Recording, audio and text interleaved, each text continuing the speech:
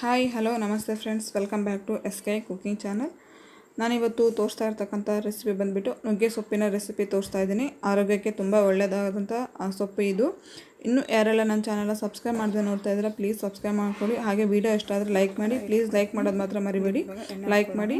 ಹಾಗೆ ನಾನಿಲ್ಲಿ ಕಡಾಯಿನ ಬಿಸಿ ಮಾಡೋಕ್ಕೆ ಇಟ್ಕೊಂಡಿದ್ದೆ, ಅದಕ್ಕೆ ಎಣ್ಣೆ ಹಾಕ್ಕೊತಾ ಇದ್ದೀನಿ. ಎಣ್ಣೆ ಚೆನ್ನಾಗಿ ಬಿಸಿ ಆಗ್ತಿದ್ದಾಗೆ ಜೀರಿಗೆ ಮತ್ತು ಸ್ವಲ್ಪ ಕರಿಬೇವು ಹಾಕ್ಕೊತಾ ಇದ್ದೀನಿ.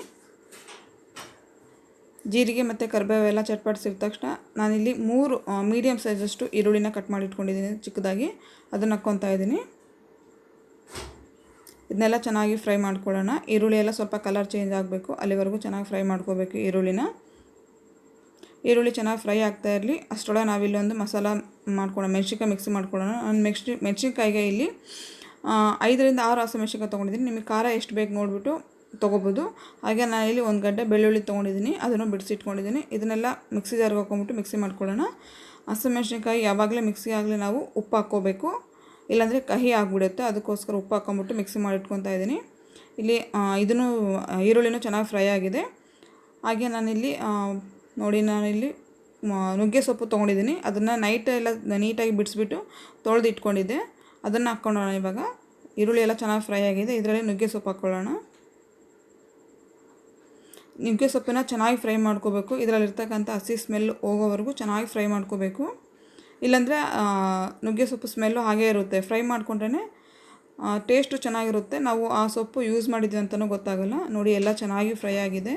ಇವಾಗ ನಾವು ರುಬ್ಬಿಟ್ಕೊಂಡಿರ್ತಕ್ಕಂಥ ಹಸಿಮೆಣಸಿನ್ಕಾಯಿ ಪೇಸ್ಟ್ ಹಾಕ್ಕೊಳ್ಳೋಣ. ಹಾಕ್ಕೊಂಬಿಟ್ಟು ಇದನ್ನು ಚೆನ್ನಾಗಿ ಫ್ರೈ ಮಾಡ್ಕೋಬೇಕು. ತುಂಬ ಅಂದರೆ ತುಂಬ ಟೇಸ್ಟ್ ಚೆನ್ನಾಗಿರುತ್ತೆ. ಟೇಸ್ಟ್ ಅನ್ನೋದಕ್ಕಿಂತ ಆರೋಗ್ಯಕ್ಕೆ ತುಂಬ ಒಳ್ಳೆಯದಲ್ವ ನುಗ್ಗೆ ಸೊಪ್ಪು, ನುಗ್ಗೆಕಾಯಿ, ನುಗ್ಗೆ ಹೂವು ಇವೆಲ್ಲವೂ ಆರೋಗ್ಯಕ್ಕೆ ತುಂಬ ಒಳ್ಳೆಯದು. ಸ್ವಲ್ಪ ಅರಿಶಿನ ಹಾಕ್ಕೊತಾ ಇದ್ದೀನಿ. ಆವಾಗವಾಗ ಮನೆಯಲ್ಲಿ ಮಾಡ್ಕೊಂಡು ತಿಂತಾಯಿದ್ರೆ ಚೆನ್ನಾಗಿರುತ್ತೆ.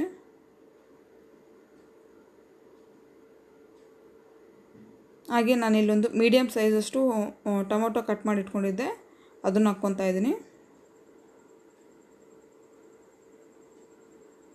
ಚೆನ್ನಾಗಿ ಫ್ರೈ ಎಲ್ಲನೂ ಮಿಕ್ಸ್ ಮಾಡ್ಕೊಳ್ಳೋಣ. ಇಲ್ಲಿ ಟೊಮೊಟೊ ಮತ್ತು ಟೊಮೊಟೊ ಹಾಕಿರ್ತಕ್ಕಂಥ ಎಲ್ಲನೂ ಸಾಫ್ಟ್ ಆಗೋಬೇಕು, ಅಲ್ಲಿವರೆಗೂ ನಾನು ಸ್ವಲ್ಪ ಮುಚ್ಚಿಟ್ಕೊತಾ ಇದ್ದೀನಿ. ಪ್ಲೇಟ್ ಮುಚ್ಚಿಟ್ಕೊಳ್ಳೋಣ.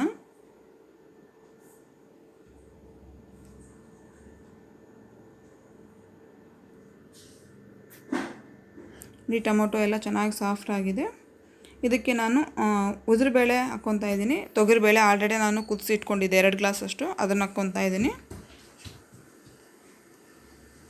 ನಿಮಗೆ ಬೇಳೆ ಕ್ವಾಂಟಿಟಿ ಕಡಿಮೆ ಬೇಕು, ಸೊಪ್ಪು ಕ್ವಾಂಟಿಟಿ ಜಾಸ್ತಿ ಬೇಕಂದ್ರೆ ಹಂಗೂ ಮಾಡ್ಕೋಬೋದು. ಇಲ್ಲ ಫಸ್ಟ್ ಟೈಮು ನಾವು ಮಕ್ಕಳಿಗೆ ಮಾಡಿಕೊಡ್ತಾ ಇದ್ದೀವಿ ಅಂದರೆ ಸೊಪ್ಪು ಕ್ವಾಂಟಿಟಿ ಸ್ವಲ್ಪ ಕಡಿಮೆ ಮಾಡಿದರೆ ಅವರೂ ಇಷ್ಟಪಟ್ಟು ತಿಂತಾರೆ. ಒಂದೇ ಸಲ ಜಾಸ್ತಿ ಹಾಕಿದರೆ ಇಷ್ಟಪಡಲ್ಲ, ಅದಕ್ಕೋಸ್ಕರ ಸ್ವಲ್ಪನೇ ಕ್ವಾಂಟಿಟಿ ಜಾಸ್ತಿ ಮಾಡ್ಕೊಳ್ಳೋದು ಚೆನ್ನಾಗಿರುತ್ತೆ. ನೋಡಿ, ಟೇಸ್ಟಿಯಾಗಿರ್ತಕ್ಕಂಥ ಹಾಗೂ ಆರೋಗ್ಯಕ್ಕೆ ಒಳ್ಳೆಯದಾಗಿರ್ತಕ್ಕಂಥ ನುಗ್ಗೆ ಸೊಪ್ಪಿನ ಪಲ್ಯ ರೆಡಿಯಾಗಿದೆ. ಜೋಳದ ರೊಟ್ಟಿ ಜೊತೆಗೆ, ಚಪಾತಿ ಜೊತೆಗೆ ತುಂಬ ಅಂದರೆ ತುಂಬ ಚೆನ್ನಾಗಿರುತ್ತೆ. ನೀವು ಮನೇಲಿ ಟ್ರೈ ಮಾಡಿ. ಈ ರೆಸಿಪಿ ಹೇಗೆ ಬಂದಿದೆ ಅಂತ ನನಗೆ ಪ್ಲೀಸ್ ಕಮೆಂಟ್ ಮಾಡಿ. ಹಾಗೆ ವಿಡಿಯೋ ಇಷ್ಟ ಆದರೆ ಲೈಕ್ ಮಾಡಿ, ನಿಮ್ಮ ಫ್ಯಾಮಿಲಿ ಫ್ರೆಂಡ್ಸ್ ಮೆಂಬರ್ಸ್ಗೆಲ್ಲ ಶೇರ್ ಮಾಡಿ. ಇದೇ ಥರ ನಿಮಗೆ ಬೇರೆ ಬೇರೆ ರೆಸಿಪಿಗಳು ಬೇಕಂದರೆ ನನ್ನ ಚಾನಲ್ನ ಸಬ್ಸ್ಕ್ರೈಬ್ ಮಾಡ್ಕೊಳ್ಳಿ. ಹಾಗೆ ಪಕ್ಕದಲ್ಲಿರ್ತಕ್ಕಂಥ ಬೆಲ್ ಬಟನ್ನ ಪ್ರೆಸ್ ಮಾಡಿದರೆ ನಾನು ಯಾವುದೇ ವೀಡಿಯೋ ಹಾಕಿದರೆ ನಿಮಗೆ ನೋಟಿಫಿಕೇಷನ್ ಬರುತ್ತೆ. ನಿಮಗೆ ಇನ್ನು ಯಾವುದಾದ್ರೂ ರೆಸಿಪಿ ಬೇಕಂದರೆ ಪ್ಲೀಸ್ ಕಮೆಂಟ್ ಮಾಡಿ ಹೇಳಿ, ಆ ರೆಸಿಪಿನ ನಾನು ತೋರಿಸ್ತೀನಿ. ಮತ್ತು ಮುಂದಿನ ವೀಡಿಯೋದಲ್ಲಿ ಸಿಗೋಣ ಫ್ರೆಂಡ್ಸ್. ಅಲ್ಲಿವರೆಗೂ ನಮಸ್ಕಾರ.